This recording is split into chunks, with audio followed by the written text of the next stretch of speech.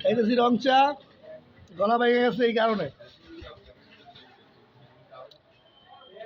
আদা, লবঙ্গ, দারচিনি, তেজপাতা মিক্স কইরা দোকানদার বানাইছে রং চা। ভাই এটা খাইলেই গলা ক্লিয়ার হয়ে যাব, গলা করতেছে ব্যথা, এই কারণে দিলাম রং চা খাইতে।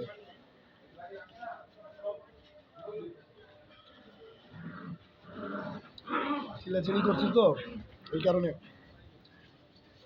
রং চা, আদা, লবঙ্গ, তারপরে দারচিনি পুরা খাইতেছি।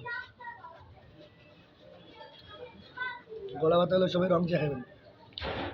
এমনি তো আমি চা খাই না, কিন্তু ওই যে জ্বালায় পড়ে গেছি, গলা ব্যথা, এই কারণে রং চা খাইতেছি।